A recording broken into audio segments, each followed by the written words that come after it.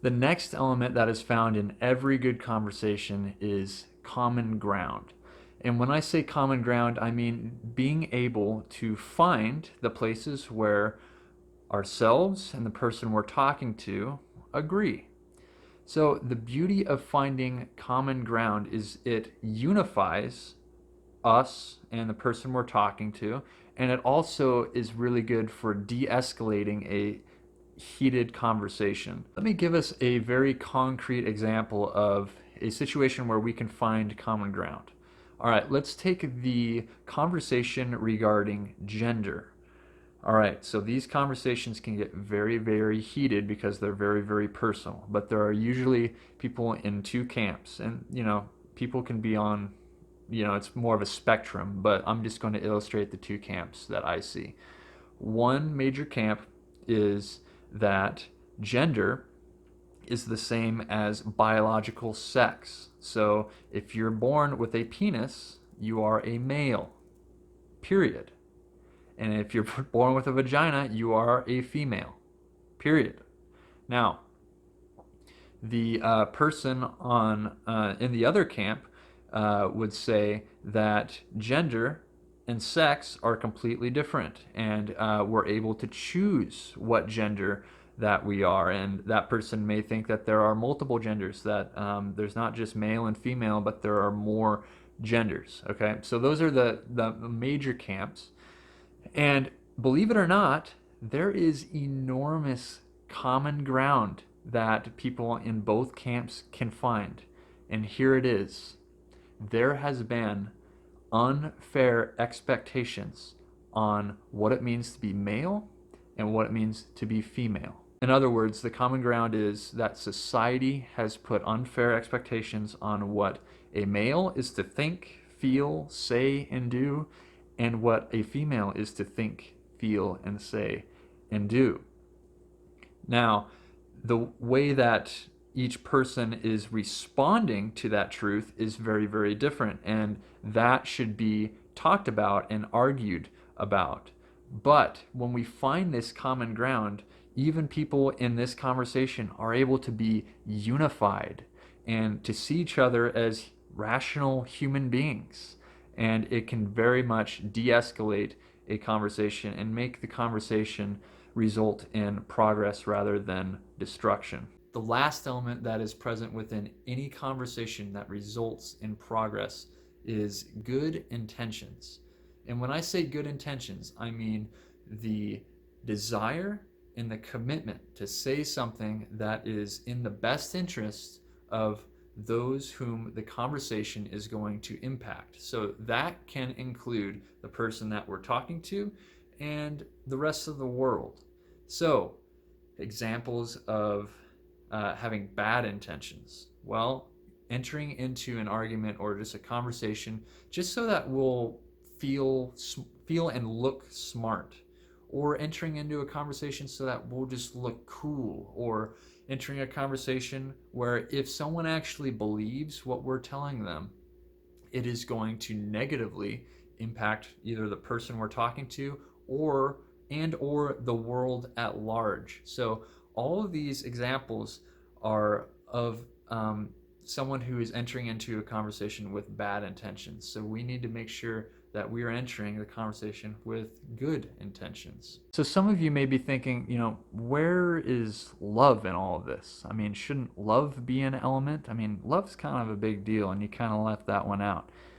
Well, the beautiful thing about these elements is I believe when they are brought together, when we are finding common ground, when we are respecting the people we're talking to, when we're listening to the people we're talking to, and so on and so forth, what we are doing is we are actually loving that person well. So I believe that love actually summarizes all of these elements. And these elements, what they do is they do a good job encapsulating what it actually looks like to love someone well. So everything that I've said so far is extremely personal to me. I grew up very, very influenced by evangelical Christianity. I grew up going to church and going to Sunday school, and was very, very involved in the youth group. And later on, I even led the youth group and was in a youth pastor position for some time. I went to a evangelical Christian college. I double majored in pastoral ministry and biblical and theological studies. Let's see, I served at summer camps. I was the speaker at a couple of summer camps. You guys can imagine that a lot of my social network are evangelical Christians. Well, recently I have been just really wrestling with some of the things that I was brought up believing. And I am coming to some different conclusions than what I used to have. So, what happens when someone like me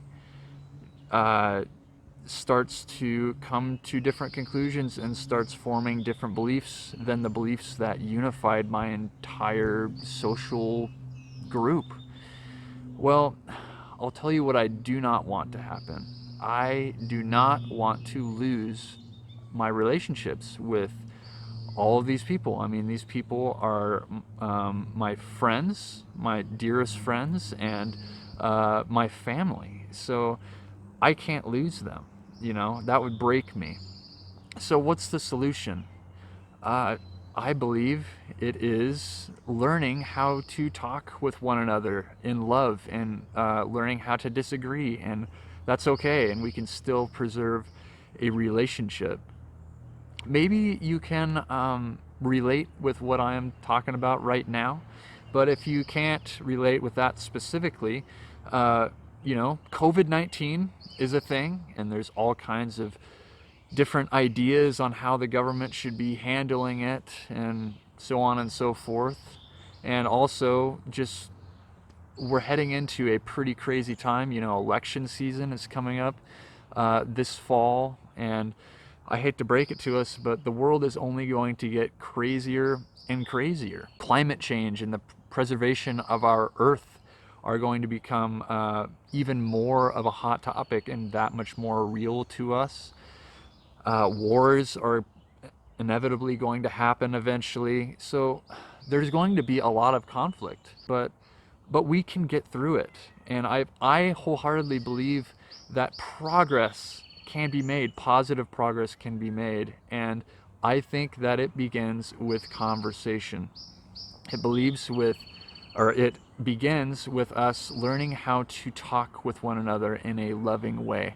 So that's where the elements that I've talked about in this video come into play. We can implement these elements in any conversation that we have throughout the day. I mean, we probably have hundreds of conversations each day. I mean, why not implement these elements?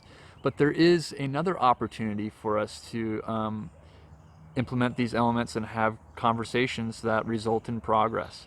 And that is through Project Matter. I wanted to end this video series back at the fire pit for a reason, and that's because Project Matter's fire pit, or avenue for having conversations, is through social media. So throughout the week, I post certain questions that we can all respond to and have a good conversation where progress can be made. Another way that we have conversation is by commenting on these videos, and you can tell me what you think, and we can all chip in and evaluate some of the content that I say in these videos. So if you haven't already, I really encourage you to like or follow or subscribe to Project Matter, and let's have some of these conversations. But no matter what, like I said, there are so many opportunities just throughout the day to implement these elements. So let's implement these elements so that we can have meaningful conversations that result in progress. Thank you guys very much for listening.